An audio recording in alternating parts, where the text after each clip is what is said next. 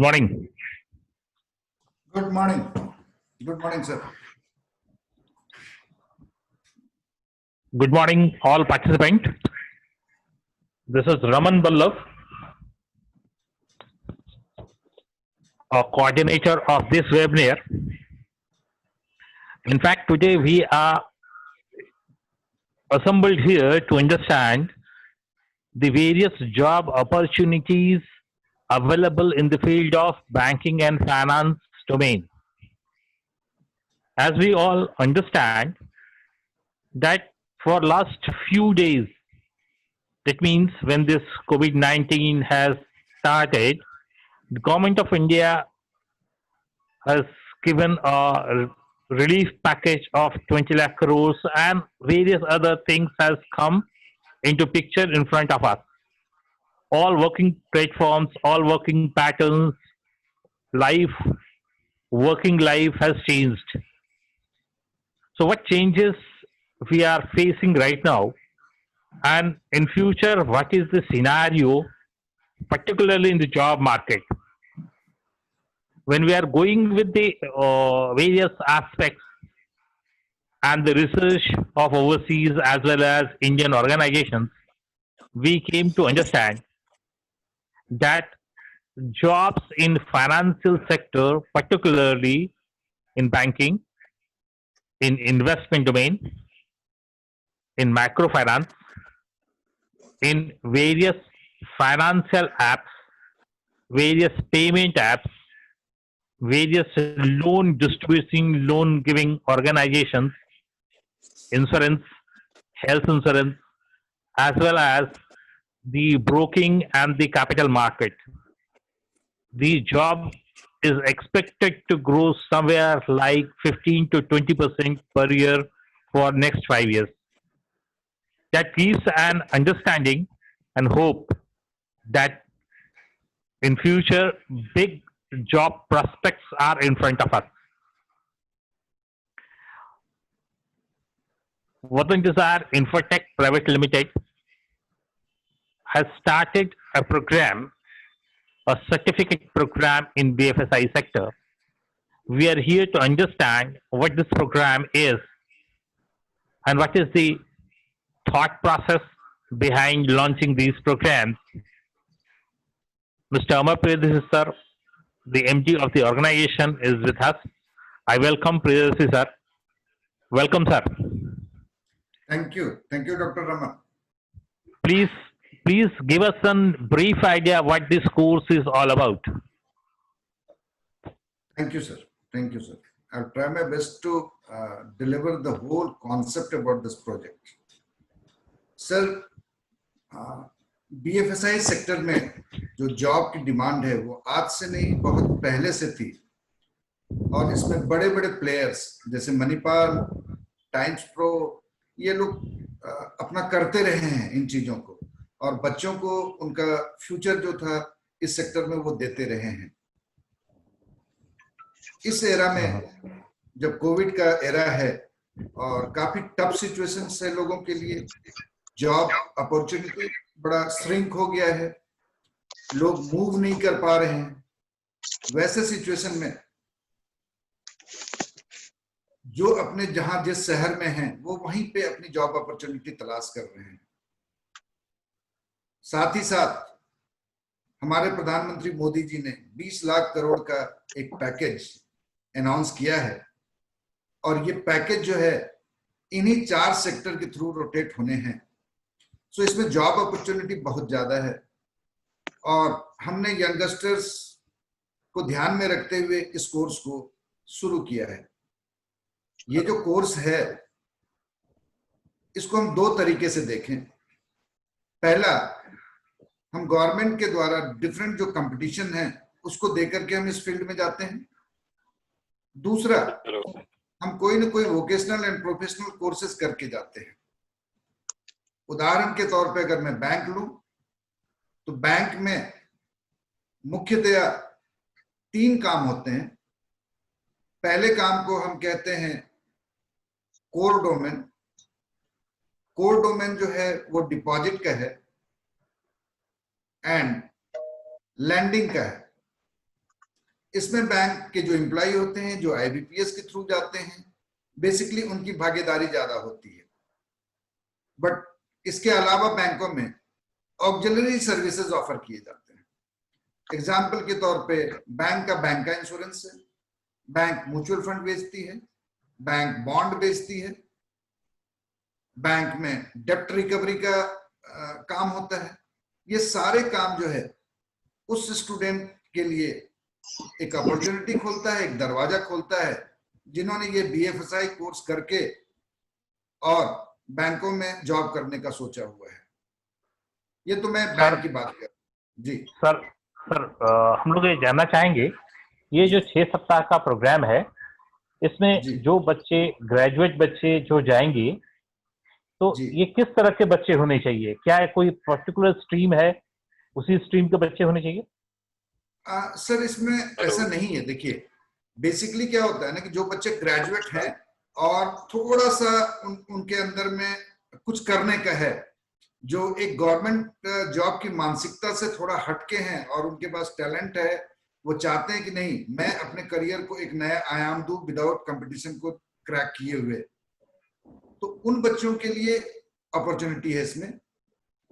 कोई भी किस तरह का ग्रेजुएट जॉब रोल, सर किस तरह का जॉब रोल आप उम्मीद करते हैं बैंकों में, और किन किन सेक्टर्स में उम्मीद करते हैं? देखिए 4 सेक्टर है हमारे, बैंकिंग है, इंश्योरेंस सेक्टर है, फाइनेंशियल सेक्टर है एंड स्टॉक मार्केट है। जो फ्रंट लाइनर काम होता है एक फ्रेश ग्रेजुएट के लिए, जब वो जॉब के लिए जाते हैं तो उन्हें पता नहीं होता है कि हमें इस इंडस्ट्री में किस तरीके से जॉब करना है।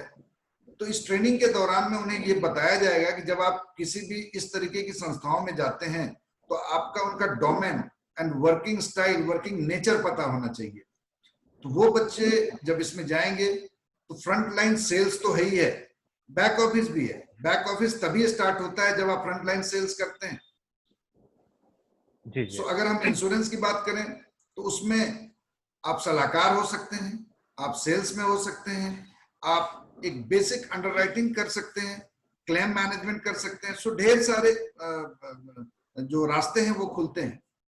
फाइनेंशियल सेक्टर में अगर हम बात करें तो नॉन बैंकिंग फाइनेंशियल कंपनीज काफी हैं जो अपनी सेवाएं दे रहे हैं, या यूं हम कहें कि रिटेल बैंकिंग के क्षेत्र में उतरे हुए हैं।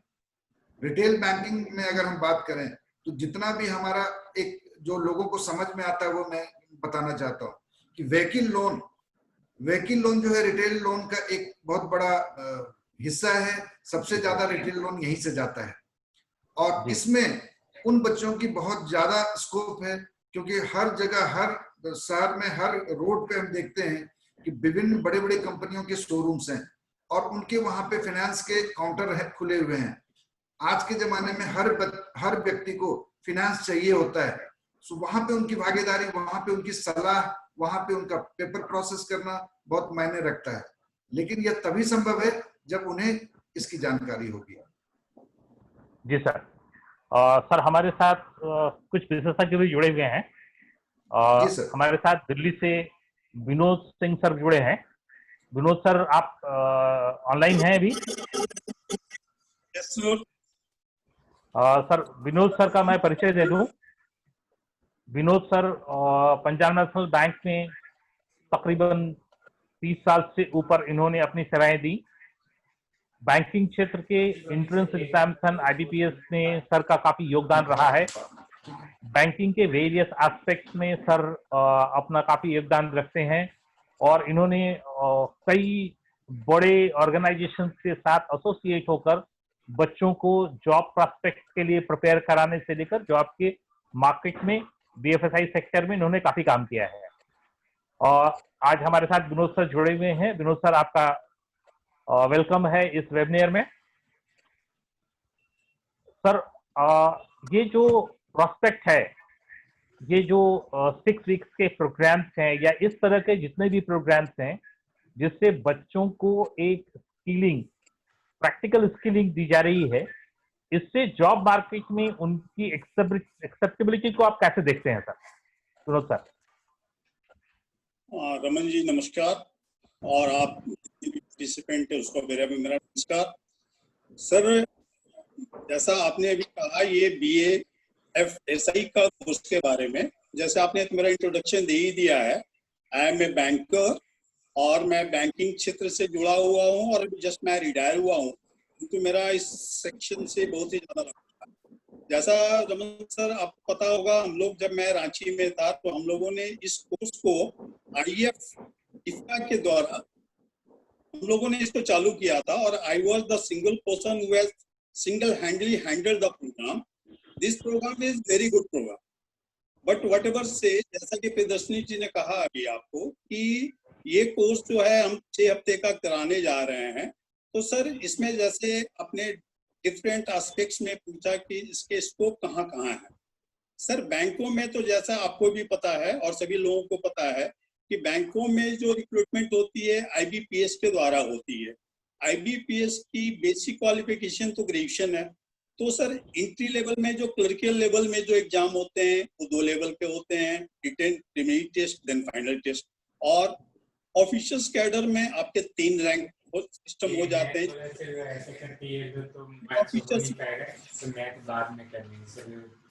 हेलो हेलो, हाँ सर, सुन रहे हैं। हेलो, सुन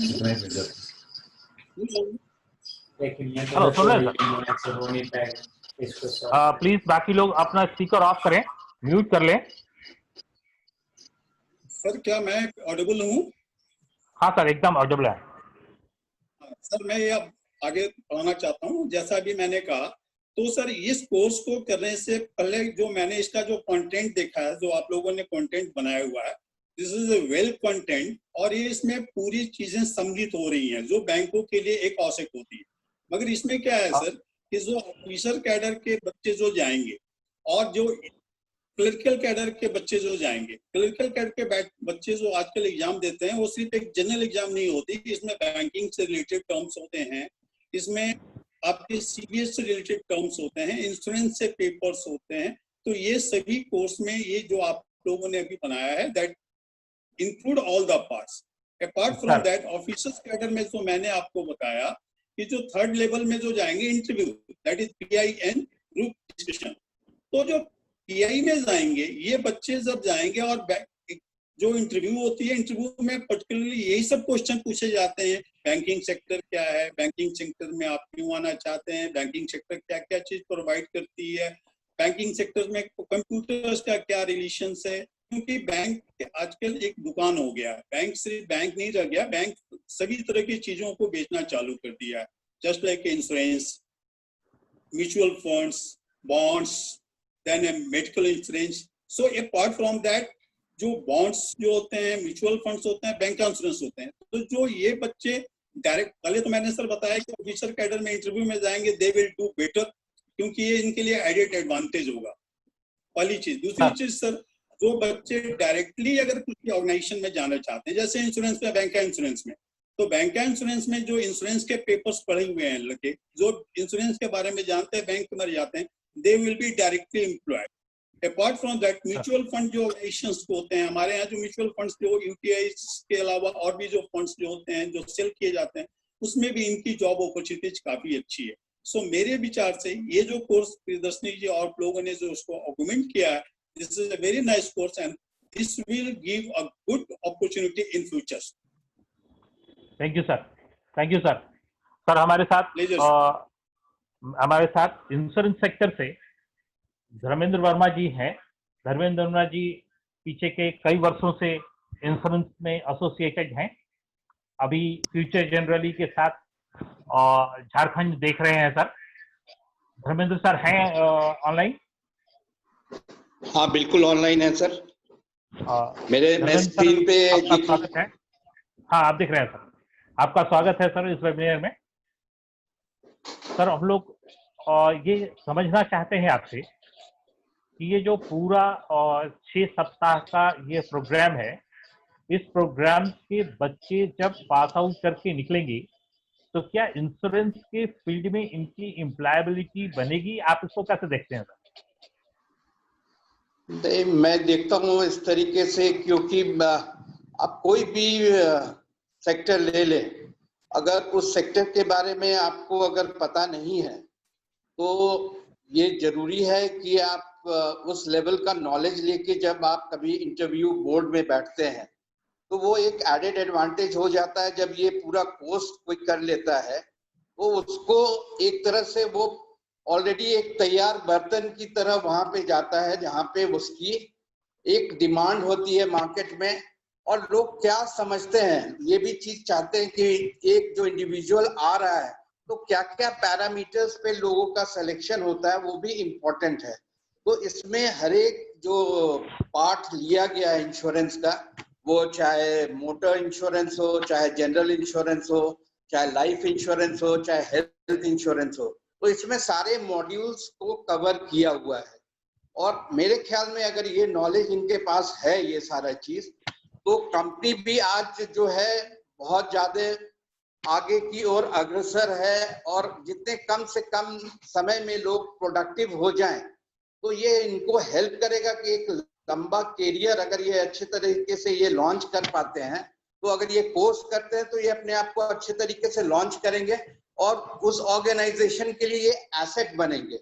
और जब ये एसेट बनेंगे तो कंपनी के भी रेवेन्यूज ज्यादा आएंगे और इनको भी एक कैरियर अच्छा मिलेगा। तो मेरे ख्याल में ये कोर्स जो है ये बहुत ही अच्छा कोर्स है। और जो भी अदर कोर्सेज है, मैं तो इंश्योरेंस से हूँ, बट वो म्यूचुअल फंड हो चाहे बैंकिंग सेक्टर हो, मैं हर एक जगह ये देखता हूँ कि अगर ये कोर्स किया हुआ है बच्चों ने तो इनको डेफिनेटली एक बहुत बड़ा एडवांटेज मिलेगा। सर वर्मा सर, एक चीज और मैं समझना चाहूंगा।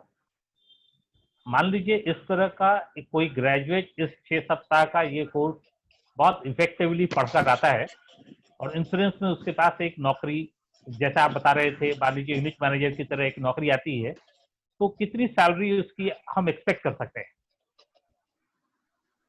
देखिए, इंश्योरेंस में अगर कोई डेवलपमेंट मैनेजर या यूनिट मैनेजर के स्टार्ट सैलरी जो है वो ऑलमोस्ट फिक्स्ड है ऑल अक्रॉस द इंडस्ट्री। वो आपको 12,000 से लेके 15,000 का जॉब आपको देती है, 15,000 तक का जॉब। जी जी, ये बहुत अच्छा, बहुत अच्छा, और बहुत बढ़िया सर। और मैं सर ये भी आपको बताना चाहूंगा कि इंश्योरेंस का जो बिजनेस है वो अगर जॉब के माइंडसेट से आप कर रहे हैं तो वो कहीं सही नहीं होगा। मेरा जो 22 साल का अनुभव है ये बताता है कि आपको एज ए एंटरप्रेन्योर आपको काम करना होगा। आपको टीम मैनेजमेंट की कला आनी चाहिए। आपके अंडर में जो 20 एडवाइजर हैं तो आपका ये दायित्व है कि उस 20 घर का जो चूल्हा है वो जलना चाहिए। तो आप एक टीम लीडर बनेंगे, लोग आपकी बात सुनेंगे। अगर लोगों के लिए आप जीविका लाएंगे, उनको भी कुछ पैसा कमा के देंगे, तो ये केवल एक जॉब नहीं है बल्कि आपको एक टीम मैनेजमेंट, एक मैन मैनेजमेंट का भी कला आप धीरे धीरे आप सीख जाएंगे। शुरू में थोड़ा सा मुश्किल लगेगा, लेकिन जैसे जैसे आप करियर में अग्रसर होंगे आपको ये जर्नी बहुत ही अच्छा लगेगा। और जहां तक आपने पैसे के बारे में बताया सर, मैं आपको बता दूं सर कि LIC में जो डीओज हैं, शायद उनका फॉर्म 16 आप देखेंगे जो पुराने डीओ हैं तो उनका 1 करोड़ 1.5 करोड़ का फॉर्म 16 होता है सर। तो सैलरी के बेंट ऑफ माइंड से नहीं जाए, आप इंसेंटिव में कमाएं। इंसेंटिव भी बहुत तरह के इंसेंटिव है, जैसे नंबर ऑफ पॉलिसीज में इंसेंटिव है, जी एक्टिवाइजेशन में इंसेंटिव है, आपका प्रीमियम में इंसेंटिव है, उसके बाद जी सर, जी सर। सर मैं एक चीज सर मैं एक चीज और समझना चाहता हूं। मेरी आवाज आ रही है वर्मा सर? आ रही है। मैं एक चीज और समझना चाहूंगा आपसे। टोटल कितनी इंश्योरेंस की कंपनियां हैं जो अभी मार्केट में काम कर रही हैं? लाइफ इंश्योरेंस हो, जनरल इंश्योरेंस हो या हेल्थ इंश्योरेंस हो, ऑल टुगेदर कितनी कंपनियां हैं सर? देखिए, लगभग अभी तक अगर PSU को आप ये ले लें तो लगभग 25 से 26 कंपनी आज वर्क कर रही है। और मैं आपको लाइफ एक इंश्योरेंस, हाँ, लाइफ इंश्योरेंस में और जनरल में सर? जनरल में भी ऑलमोस्ट 24 कंपनी काम कर रही है। मतलब ये 50 कंपनियां लाइफ और जनरल में कर रही हैं। हेल्थ इंश्योरेंस में कितनी कंपनी होगी सर? हेल्थ में कितनी होगी? हेल्थ इंश्योरेंस में भी लगभग 14-15 कंपनी होंगी। मतलब ये 60 से 70 कंपनियां इंश्योरेंस में काम कर रही हैं। हर एक कंपनी में एवरेज यूनिट मैनेजर्स या असिस्टेंट यूनिट मैनेजर्स या सेल्स मैनेजर्स की कितनी वैकेंसी साल में होती होगी एक स्टेट में? देखिए, मैं अगर बोलूं तो अगर सेल्स की मैं बात करूं तो सेल्स का रिक्वायरमेंट हमेशा रहता है। अगर इन पर्टिकुलर एक नंबर्स में सर, हम लोग अगर नंबर्स में समझना चाहें तो क्या हम ये समझ सकते हैं कि किसी एक कंपनी में पूरे झारखंड में पूरे साल में सेल्स मैनेजर्स की 50 के आसपास ओपनिंग आती होगी? उससे ज्यादा मेरे ख्याल में अगर हमारे पास ऑलमोस्ट झारखंड में 25 से 26 डिस्ट्रिक्ट होंगे और ऑलमोस्ट ऑल द कंपनीज के ब्रांचेस हैं वहां पे, तो आप लगभग मान के चलिए कि हर एक जगह 3 से तो 100 ओपनिंग झारखंड में हर एक महीना मेरे ख्याल से ये मिलता है। अगर 100 ओपनिंग मान लें और ये 60 कंपनियां हैं तो ये 6000 के आसपास ओपनिंग झारखंड में निकलती होगी और इतनी ही ओपनिंग बिहार में भी निकलती होगी। मतलब 10 से 15,000 के बीच की ओपनिंग इंश्योरेंस में जो एडवाइजर्स से ऊपर हैं, जो पेरोल पर हैं, इनकी निकलती होगी। बिल्कुल सर धन्यवाद सर। सही बोल। मैं आशीष जी से बात करना चाहूंगा। आशीष प्रियदर्शी सर है? Good afternoon. Ashish Priyadarshi sir, आप काफी समय से कंसल्टेंसी के काम में है, मैन पावर सप्लाई के काम में है, तो अगर हम पीछे पलट कर देखें, आपके एक्सपीरियंस को देखना चाहें, तो बैंकिंग फाइनेंस सेक्टर्स की कितनी अपॉर्चुनिटीज आपके पास आती है जो वेरियस कंपनी आपसे मैन पावर मांगती होंगी? कैसी कैसी कंपनियों की तरफ से ये मैन पावर आता है डिमांड? सर बैंकिंग में काफी सारी बैंक्स हैं, एचडीएफसी, आईसीआईसीआई, उज्जीवन, उत्कर्ष बैंक, ये सारे लोग ट्रेंड थोड़े स्किल्ड मैन पावर की डिमांड करते हैं। कितने बैंक्स होंगे ऐसे ऐसे जो प्राइवेट सेक्टर के बैंक जो आपने नाम लिया, ये तकरीबन 15 होंगे? सर 12-15 तो बैंक्स हैं जिनकी रिक्वायरमेंट होती है। और इनकी जो ओपनिंग आती होगी साल में, जो सेल्स में बिजनेस डेवलपमेंट मैनेजर्स की, रिलेशनशिप मैनेजर्स की, असिस्टेंट रिलेशनशिप मैनेजर्स की या केवाईसी मैनेजर्स की, इस तरह की ओपनिंग, कितनी ओपनिंग एक बैंक की आती होगी? सर एक बैंक में सेल्स एंड मार्केटिंग में करीब करीब ये 5 से 7 बंदों की हायरिंग करते हैं लोअर प्रोफाइल पे, और हर ब्रांच में? हर बैंक में सर। और सेल्स मैनेजर भी इनको चाहिए होता है, अलग अलग इनकी सेक्टर है सर। जैसे कासा प्रोफाइल के लिए लेते हैं, लोन डिवीजन के लिए लेते हैं ये लोग, प्लस ये लोग इंश्योरेंस के लिए भी लेते हैं, बैंका के लिए भी ये लोग हायरिंग करते हैं।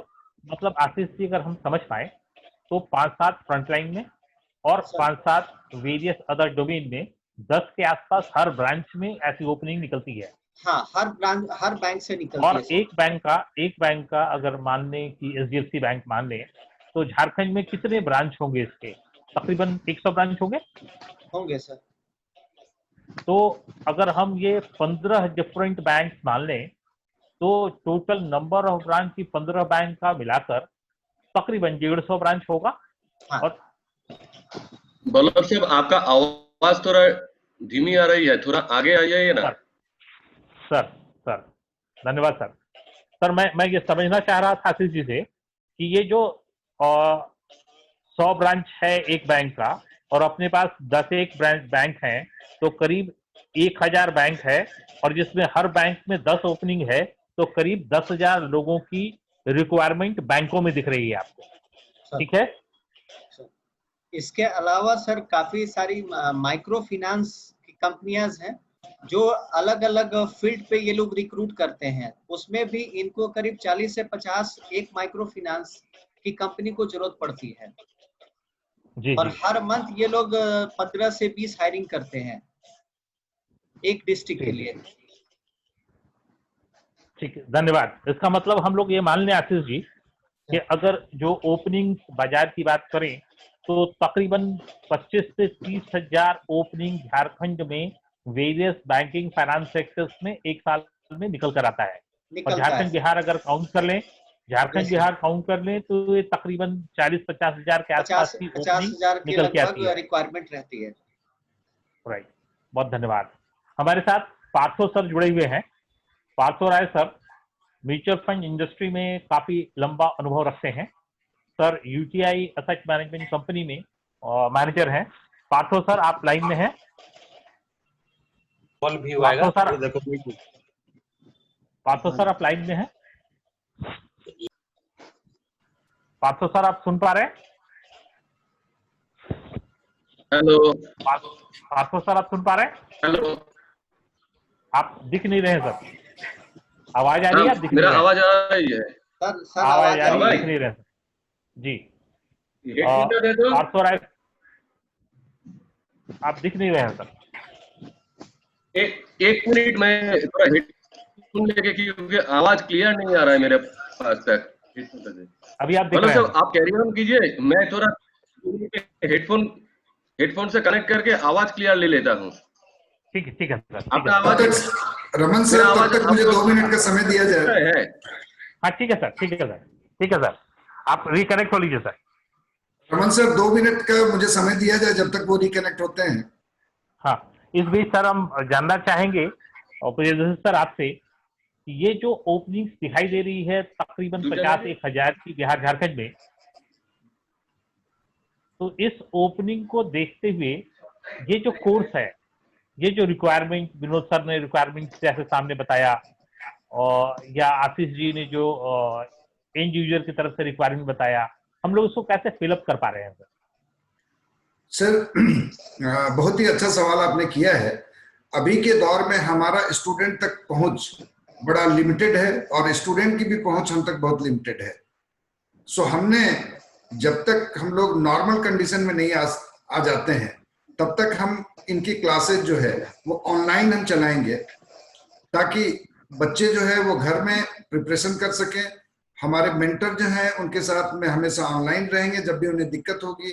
सो सेशन भी ऑनलाइन होगा, उनके डाउट क्लासेस भी ऑनलाइन होंगे, और हम इवनिंग में 1 घंटे का एक और सेशन करेंगे, जिससे उनके जो डाउट्स होंगे दिन भर पढ़ने के बाद उसको भी हम लोग क्लियर कर पाएंगे। सो अभी तो यही एक साधन है जिस तरीके से हम उन तक पहुंच पाएंगे और वो हम तक पहुंच पाएंगे। बहुत अच्छा। पार्थो सर आप लाइन पे आ गए। पार्थो सर आप आगे कनेक्ट हो पाएंगे? हाँ, पार्थो सर आप मेरा आवाज आ रही है? हाँ एकदम आ रही है सर, आप दिख भी रहे हैं।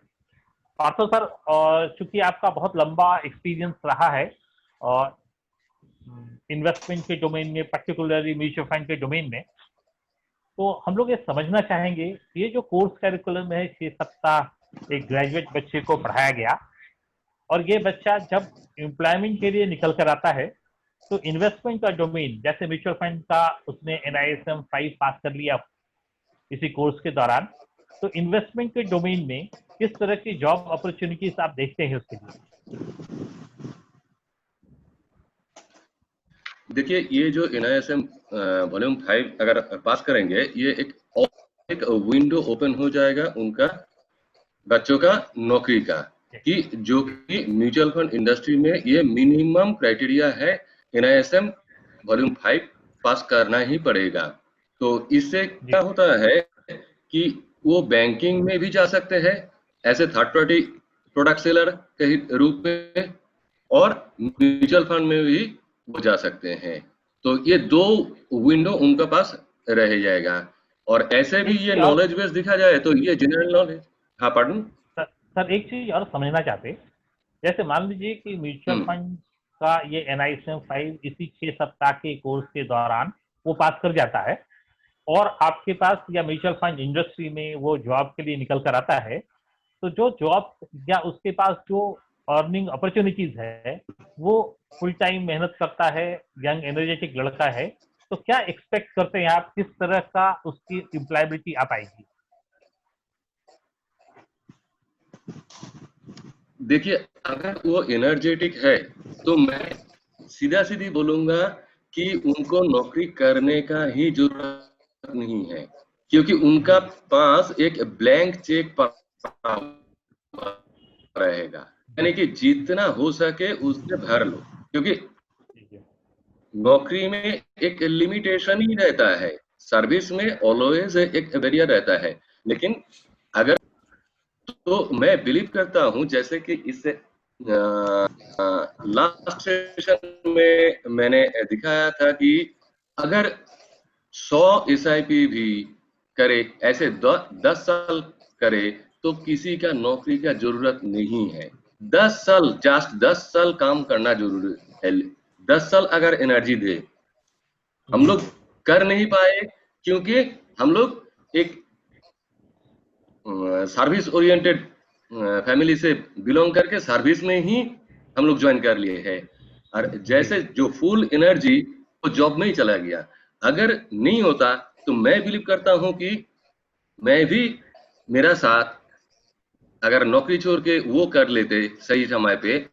मैं लाइव एग्जांपल दे रहा हूं, मैं यूटीआई में जब ज्वाइन किया था उस टाइम 2 दोस्त, मेरा करीबी दोस्त, एकदम करीबी दोस्त, जिसके साथ खाना बैठना उठना आज भी है, उनको मैं 93 में ज्वाइन किया, उनको मैं 2003 में, यानी कि 10 साल बाद उनको जैसे भी हो पकड़ के लेके आए थे। आज का दिन में वो मेरा सैलरी का 3 गुना वो हर महीना में इनकम कर रहा है। और ये मेरा खुशी का बात है। मैं बहुत गर्व महसूस करता हूं कि मैं 93 में ज्वाइन किया, 2003 में उसको मैं कान पकड़ के लेके आया, तो तेरे को कहीं पे नहीं जाना है, तो वो मेरे से 3 गुना इनकम कर रहा है। तो ये एनर्जी अगर है तो कई गुना कर सकते हैं। सर एक चीज और समझना चाहेंगे, इन्वेस्टमेंट का जो डोमेन है, इस डोमेन का मतलब जो मैं समझ पाता हूँ कि म्यूचुअल फंड है, ब्रोकिंग इंडस्ट्रीज है, पोर्टफोलियो मैनेजमेंट की कंपनियां हैं, या पर्सनल फाइनेंशियल प्लानिंग की कंपनियां हैं। ऑल टुगेदर अगर ऐसी कंपनियां हम का नंबर पर काउंट करना चाहें तो म्यूचुअल फंड की कितनी कंपनियां होंगी सर झारखंड बिहार में काम करती हुई नंबर पे? नंबर ऑफ म्यूचुअल फंड्स करीबन 10 कंपनी होंगे झारखंड बिहार पे जो लीडिंग। बाकी टोटल इंडस्ट्री में मोर देन 40 है, जिनका मैं ऑफिस का प्रेजेंस बोल रहा हूँ। जी जी, मान लीजिए ये जो 40 कंपनियां हैं, ऑलमोस्ट सबके झारखंड में 3-4 ब्रांच सबका होगा। हाँ हाँ, और बिहार में भी झारखंड में ज्यादा ब्रांच है। इसी तरह से झारखंड बिहार मिलाकर हर इंश्योरेंस, हर म्यूचुअल फंड की कंपनी का 8-10 बड़ा छोटा ऑफिस होगा। मोर देन 20 होगा, मोर देन 20 होगा, 20 से 25। मतलब अगर 20 हम लोग एवरेज मान लें तो ये 800 ऑफिसेज हैं जो झारखंड बिहार में म्यूचुअल फंड कंपनीज के हैं। और जो बड़े ब्रोकिंग हाउसेस हैं या बड़े म्यूचुअल फंड के एजेंट्स हैं, इनको अगर साथ में हम लोग ले लें तो तकरीबन 1000 के आसपास ऑफिसेज हैं म्यूचुअल फंड इंडस्ट्री में झारखंड बिहार में। Right right. और अगर ओपनिंग की बात करें, वहां जो लोग काम कर रहे हैं, तो ऑन एन एवरेज हर एक ऑफिस में 2-3-4 लोग साल में जरूर अपॉइंट होते होंगे। हाँ होते हैं। इसका मतलब कि म्यूचुअल फंड इंडस्ट्री में 4-5 हजार लोगों की ओपनिंग झारखंड बिहार में हर साल में सामने है। इसी साल हम लोगों का यूटीआई में ही कम से कम मोर देन 150, मैं पैन इंडिया बोल रहा हूँ, 150 अपॉइंटमेंट हुआ है इसी साल। जी जी जी, 150 फ्रेशर्स किया गया है। सर इसका मतलब है कि मैं ये समझ पा रहा हूँ कि 4-5 हजार म्यूचुअल फंड में अगर ओपनिंग है, तो जो इन्वेस्टमेंट के अदर डोमेन्स हैं, ब्रोकिंग है, पोर्टफोलियो मैनेजमेंट है, या जो पर्सनल फाइनेंशियल प्लानिंग हैं, ऐसे डोमेन्स में जॉब के अंदर में करीब और 10,000 लोग होंगे जिनकी जरूरत होती होगी। हाँ जरूर।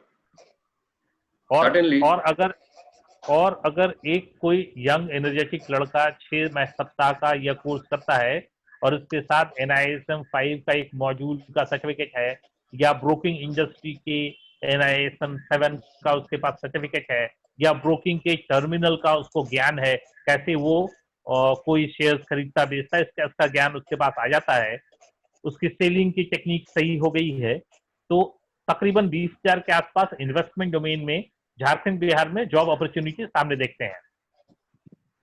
हाँ ऑब्वियसली। सर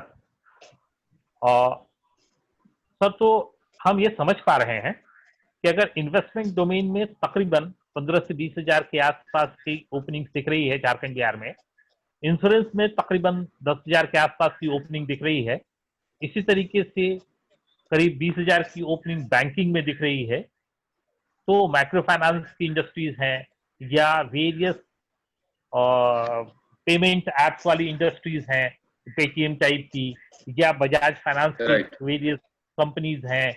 आशीष सर, मैं आपसे समझना चाहूंगा कि ये जो वेरियस अदर ओपनिंग्स निकलती है, जैसे मान लीजिए फाइनेंस वाली कंपनियां हैं जो कंज्यूमर फाइनेंस करती हैं या हाउसिंग फाइनेंस करती हैं, या वैसी कंपनियां हैं जो ऑटो फाइनेंस करती हैं, या ऑटो इंडस्ट्री के अंदर में जो फाइनेंस वाले लोग हैं या वहां पर इंश्योरेंस वाले लोग हैं या कंज्यूमर के अंदर जैसे लोग हैं, इसमें कितनी ओपनिंग्स आपको दिखती है? सर इसमें ऑन एन एवरेज एक कंपनी करीब अपने एक लोकेशन के लिए 4 से 5 लड़कों की रिक्वायरमेंट देते हैं वो लोग। उसमें भी अलग अलग प्रोफाइल होते हैं, जैसे लड़के कलेक्शन में होते हैं, डॉक्यूमेंट में होते हैं, MIS के लिए भी होते हैं।